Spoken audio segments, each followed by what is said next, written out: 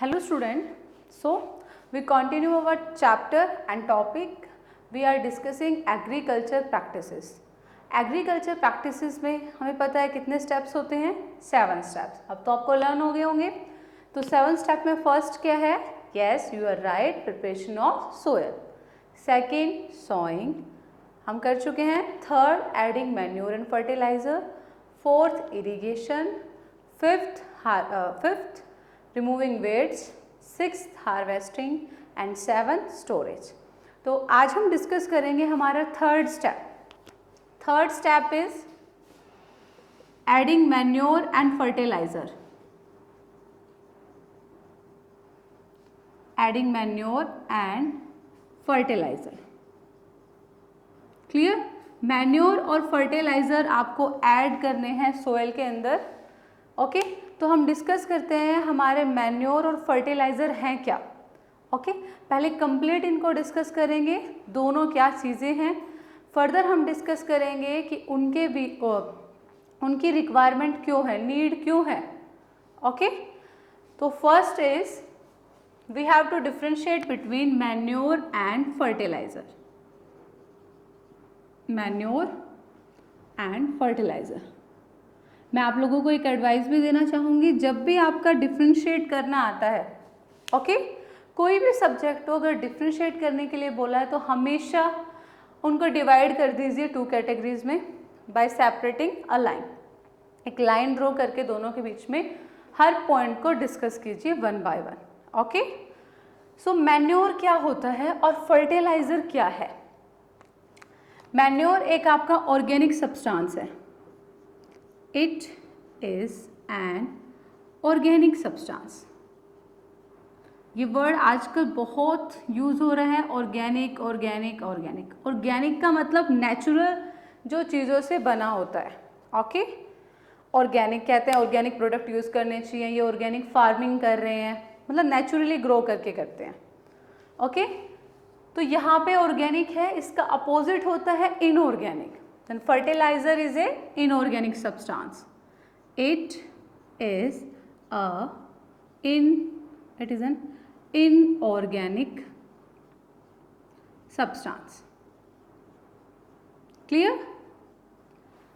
Manure organic substance है, fertilizer inorganic substance है. Okay manure किससे मिलकर बना होता है? It is made up of animal and plant waste.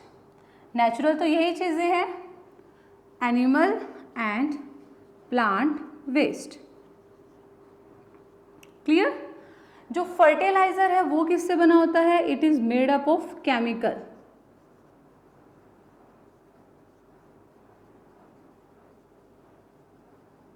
Clear? Done. So आपका जो मैन्योर है वो बना होता है एनिमल और प्लांट वेस्ट से, और जो फर्टिलाइजर है वो बना होता है केमिकल से. Okay third step, third difference. Okay third difference क्या कहता है कि मैन्योर को हम कहीं भी ओपन एरिया में कहीं भी प्रिपेयर कर सकते हैं, बट जो फर्टिलाइजर है वो स्पेशली फैक्ट्रीज में, मतलब कि लेबोरेटरीज में ही बनते हैं, लैब्स में ही बनते हैं. ओके जैसे मेडिसिन बनती है आपकी, उसी तरह से it is prepared anywhere in open field.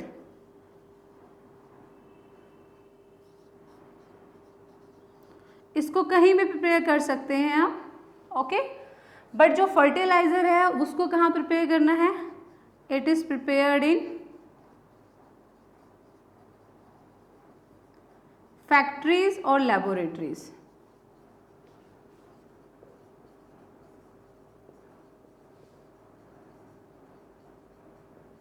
Clear? इसको स्पेशली प्रिपेयर किया जाता है फैक्ट्रीज में या फिर लैब्स में, बट इसको हम ओपन फील्ड कहीं भी प्रिपेयर कर सकते हैं. ओके बात करते हैं कॉस्ट की. जो मैन्योर है, अब ये ऑर्गेनिक है, हमारे एनिमल और प्लांट वेस्ट से बन रहा है, तो कॉस्ट क्या होगी? चीप, बहुत सस्ता मिल जाता है. बट जो फर्टिलाइजर है वो क्या होता है? कॉस्टली.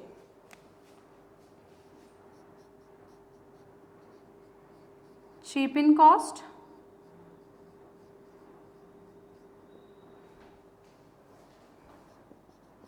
आप लिख सकते हैं it is not cheap in cost, ये चीप नहीं है, या फिर it is costly.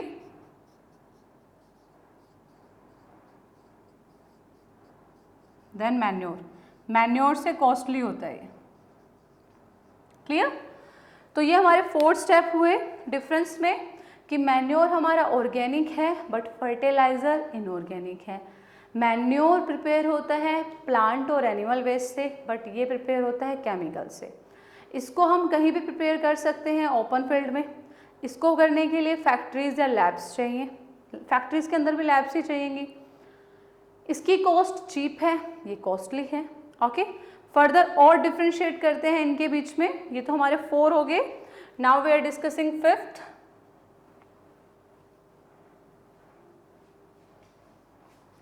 Clear?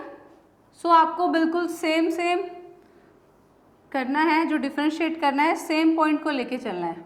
Okay, तो हमने कॉस्ट की बात कर ली इनकी। अब बात करते हैं कि ये क्या करते हैं और ये क्या करते हैं। Okay, 5th, it provide humus to soil. Clear? और ये क्या प्रोवाइड करते हैं? Nutrients. It does not provide humus to soil, ये नहीं प्रोवाइड करते। Okay, clear? नेक्स्ट, जो फर्टिलाइजर हैं तो फिर ये क्या प्रोवाइड करते हैं? ये ह्यूमस टू प्रोवाइड नहीं कर रहे हमारे सोइल को, तो क्या प्रोवाइड करते हैं? न्यूट्रिएंट्स प्रोवाइड करते हैं। It provides nutrients to soil. ये ह्यूमस नहीं कर रहे, डज नॉट, और क्या सप्लाई करते हैं? न्यूट्रिएंट्स। ये अपोजिट करेगा तो ये क्या लिखेंगे? It does not provide nutrients to soil. ये न्यूट्रिएंट्स प्रोवाइड नहीं करता, ये ह्यूमस प्रोवाइड करता है। क्लियर? ये न्यूट्रिएंट्स प्रोवाइड नहीं करता, ये करता है। ओके, 7th स्टेप, मैन्योर का देखो नेचुरल है, ऑर्गेनिक है, दैट्स मीन नेचुरल है, नेचुरल चीज़ों से बना है, तो कोई साइड इफेक्ट नहीं है, बट इसका साइड इफेक्ट है। Okay, it does not have any side effect, इसका कोई साइड इफेक्ट नहीं है। It has, sorry, it does not has, it has side effect, इसका साइड इफेक्ट होता है। ओके, नाउ नेक्स्ट करते हैं 8th डिफरेंस। ये जो है आपका नेचुरल है तो स्लो रिजल्ट देता है, कोई भी नेचुरल चीज़ है वो स्लो रिजल्ट देती है। इट गिव्स स्लो रिजल्ट, इसका जो रिजल्ट मिलता है, जो प्रोडक्ट मिलता है कि आपका ह्यूमस मिला, सोइल अच्छी हुई, कैसी हुई, ठीक है, वो। It does not have any side effect on soil, mention कर लेते हैं। It has side effect on soil, कि सोइल के ऊपर साइड इफेक्ट होता है। क्लियर? नेक्स्ट क्या है? It gives slow result, it gives fast result. वो स्लो देगा तो ये कैसा देगा? फास्ट। क्लियर? ये हमारे 8 डिफरेंस हुए। फर्स्ट क्या था? हमारा जो मैन्योर है वो ऑर्गेनिक है, फर्टिलाइजर इनऑर्गेनिक है। मैन्योर मेडअप होता है प्लांट और एनिमल वेस्ट से। ये किससे बनता है? केमिकल से। इसको हम ओपन एरिया में कहीं भी प्रिपेयर कर सकते हैं। इसको करने के लिए लैब्स और फैक्ट्रीज चाहिए। और क्या पॉइंट किया था हमने लास्ट? हाँ, ये चीप होता है कॉस्ट में, ये चीप नहीं होता। ओके, दैट्स मीन वो सस्ता होता है। ओके, मैन्योर जो है वो हमारी सोइल को ह्यूमस प्रोवाइड करता है, फर्टिलाइज़र नहीं करता। फर्टिलाइज़र न्यूट्रिएंट्स प्रोवाइड करता है, वो मैन्योर नहीं करता। मैन्योर का कोई साइड इफेक्ट नहीं है, फर्टिलाइज़र का साइड इफेक्ट है क्योंकि केमिकल से बना है। मैन्योर का रिजल्ट स्लो होता है, इसका रिजल्ट फास्ट होता है। आगे और भी डिफरेंसेस करते हैं, हमने 8 डिफरेंसेस कर लिए। Now we discuss 9th।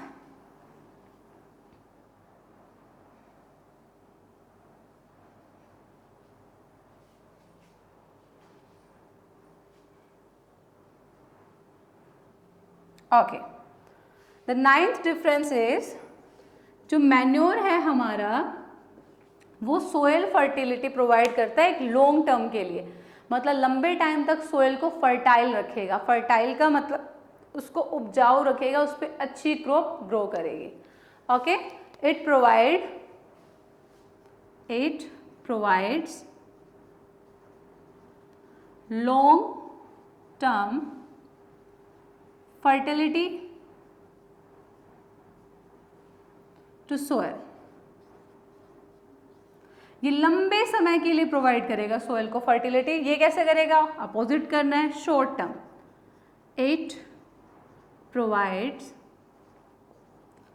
Short term fertility to soil. ये शॉर्ट टर्म फर्टिलिटी प्रोवाइड करता है। ओके, मैन्योर लॉन्ग टर्म करेगा, ये शॉर्ट टर्म करेगा। 10th डिफरेंस डिस्कस करते हैं। 10th है, जो मैन्योर है वो ज़्यादा अमाउंट में चाहिए। इट रिक्वायर्स, सोयल के लिए it requires large in amount. इसका अमाउंट ज़्यादा चाहिए आपको। बट जो फर्टिलाइज़र है उसके लिए क्या करेंगे? स्मॉल, कि वो कम अमाउंट में चाहिए। It requires small in amount.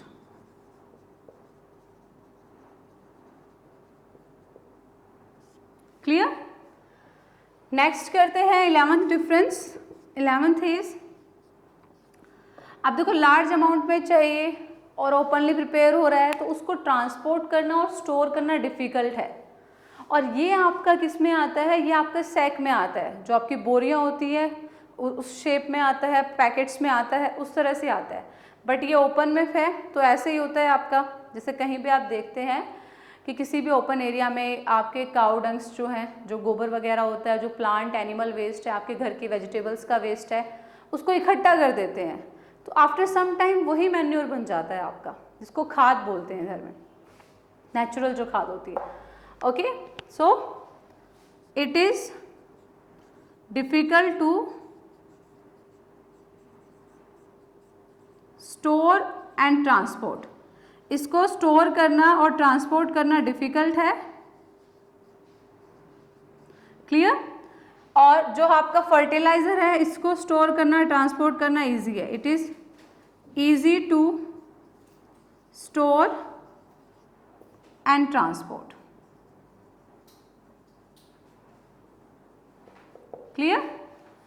इसको डिफिकल्ट है स्टोर और ट्रांसपोर्ट करना, इसके लिए इजी है। लास्ट डिफरेंस करते हैं। जो मैन्योर है वो बायोडिग्रेडेबल है। बायोडिग्रेडेबल डिस्कस करते हैं।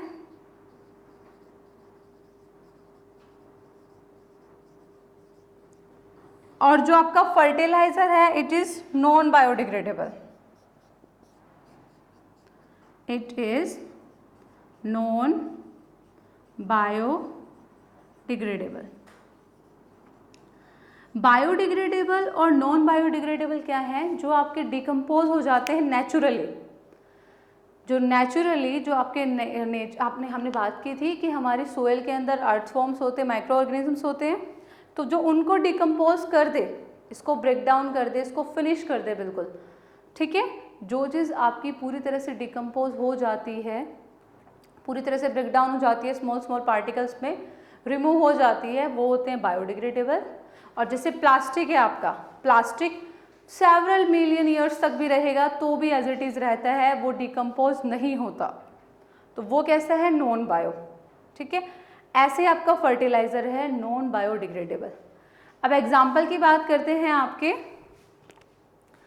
एग्जाम्पल है आपका कंपोस्ट, जो आपकी खाद होती है, और यहाँ पे है आपका फर्टिलाइज़र का urea.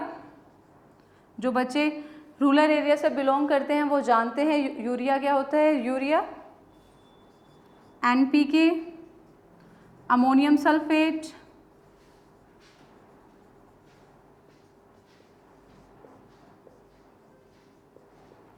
Clear.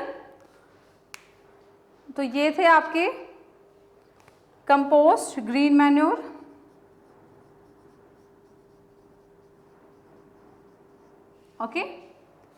Okay, now wait for 2 minutes. I'm thirsty, that's why I'm drinking water. You also can take a rest.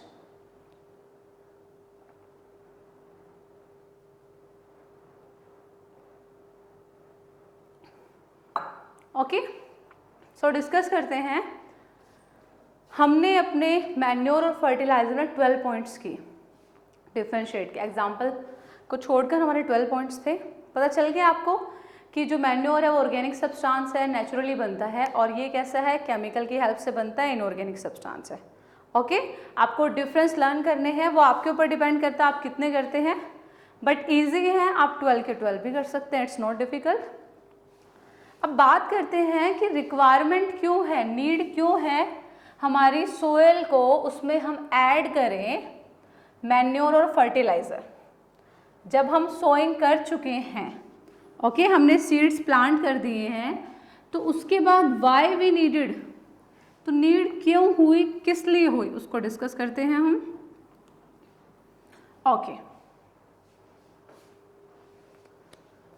Y we need to add manure and fertilizer to soil. Clear. तो need किस लिए हुई, किस लिए requirement हुई हमें अपनी soil में मैन्योर और फर्टिलाइजर ऐड करने की। देखो बेटा, डिस्कस करते हैं। जब हम अपनी सोयल पे बार बार क्रॉप ग्रो करते जाते हैं, crop after crop, crop after crop grow कर रहे हैं, तो हमारी सोयल के जो न्यूट्रिएंट्स हैं ओके वो कम हो जाते हैं।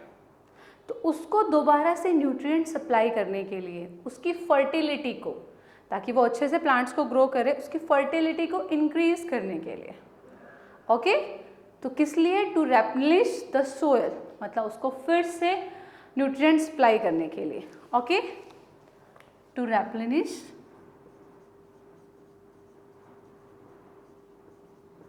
soil and provide nutrients to increase its fertility, और उसकी फर्टिलिटी को इंक्रीज करने के लिए,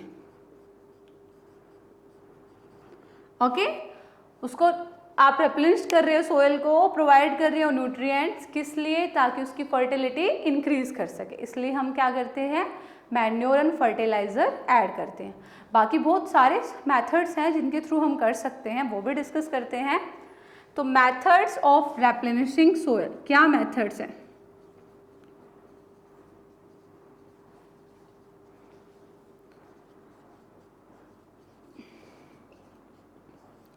ओके, तो वो कौन कौन से मेथड्स हैं जिसके थ्रू हम क्या कर सकते हैं, अपनी सोयल को रेप्लेनिश कर सकते हैं, मतलब उसको न्यूट्रिएंट्स प्रोवाइड करा सकते हैं उसकी फर्टिलिटी को इंक्रीज करने के लिए। फर्टिलिटी अच्छी होगी सोयल की तो क्रॉप अच्छी होगी, और क्रॉप अच्छी होगी तो इनकम भी अच्छी होगी। ओके, तो रेप्लेनिशिंग करने के लिए हमारे पास है एडिंग मैन्योर, आप मैन्योर ऐड कर सकते हैं। एडिंग फर्टिलाइजर, आप फर्टिलाइजर ऐड कर सकते हैं। क्लियर। फील्ड फैलो, ये भी डिस्कस करते हैं, ये क्या है, एंड क्रॉप रोटेशन। ये हमारे पास 4 मेथड्स हैं अपनी सोयल को रेप्लेनिश करने के लिए। क्या, मैन्योर ऐड कर सकते हैं, फर्टिलाइजर ऐड कर सकते हैं, फील्ड फैलो कर सकते हैं, और क्रॉप रोटेशन कर सकते हैं। अब हम डिस्कस करते हैं 1 बाय 1 कि फील्ड फैलो क्या है। ओके, तो फील्ड फेलो हमारे लिए फर्स्ट टाइम आया है ये वर्ड, इसको अच्छे से डिस्कस करते हैं क्या करना है। ओके, फील्ड फेलो,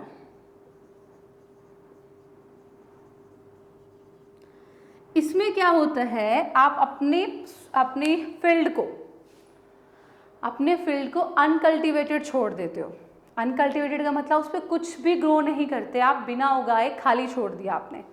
ओके, तो living the field uncultivated between crops, living the field uncultivated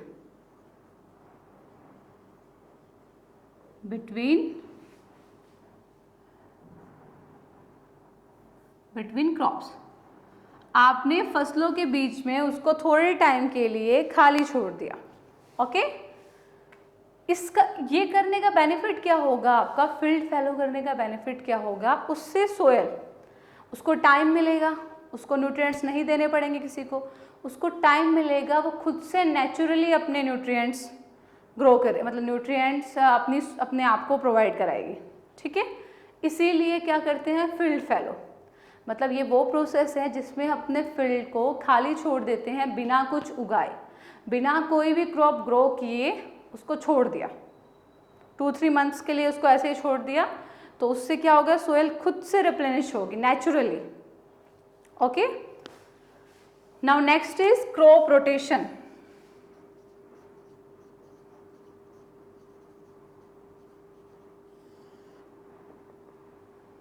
okay, crop rotation, crop को रोटेट कराना है। रोटेट का मतलब अगर आपने एक क्रॉप ग्रो की है, that's mean kharif crop grow की है, उसके बाद आप नेक्स्ट कर रहे हो रबी या फिर जेड क्रॉप्स ग्रो कर रहे हो। ठीक है, the process of growing different crops, the process of growing different crops alternately, alternately का मतलब एक के बाद आप दूसरे टाइप की कर रहे हो।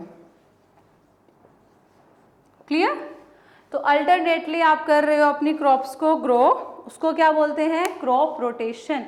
आपने एक क्रॉप ग्रो की, माना उस वाली क्रॉप को बहुत ज़्यादा नीड थी न्यूट्रिएंट्स की, तो नेक्स्ट जो क्रॉप ग्रो करनी है ऐसी करनी है जिसको ज़्यादा रिक्वायरमेंट नहीं हो न्यूट्रिएंट्स की। ओके, तो ये हमारे मेथड्स थे जिनसे हम अपने सोइल को क्या कर सकते हैं, रिप्लेनिश कर सकते हैं। ओके, आपके एनसीईआरटी बुक के अकॉर्डिंग हमारा मैन्योर और फर्टिलाइजर था। फर्दर हमने 2 और डिस्कस किए, field fellow and crop rotation. Crop rotation क्या है, वो प्रोसेस है जिसमें हम ग्रो करते हैं डिफरेंट क्रॉप्स अल्टरनेटली। ओके, तो इससे भी सोइल क्या होगी, रिप्लेनिश होगी। एक ऐसी क्रॉप जिसने बहुत ज़्यादा न्यूट्रिएंट्स ले लिए, दूसरी ऐसी क्रॉप जो खुद सोइल को न्यूट्रिएंट सप्लाई कर रही है। जैसे हमने डिस्कस किया था राइजोबियम बैक्टीरिया जो नाइट्रोजन सप्लाई करता है सेकंड चैप्टर माइक्रो ऑर्गेनिजम्स में। ओके, तो वो राइजोबियम बैक्टीरिया जहाँ मिलते हैं वो मिलते हैं roots of leguminous trees. Leguminous tree होते हैं आपके पी, तो हमने पी वाली फसल ग्रो कर दी। ओके, तो पी क्रॉप ग्रो की तो वो न्यूट्रिएंट सप्लाई करेगी हमारी सोइल को। Okay, done. तो ये था हमारा adding manure and fertilizer, that is third step. In tomorrow we discuss our next step, that is irrigation. Okay, till then be safe, be healthy and be studying.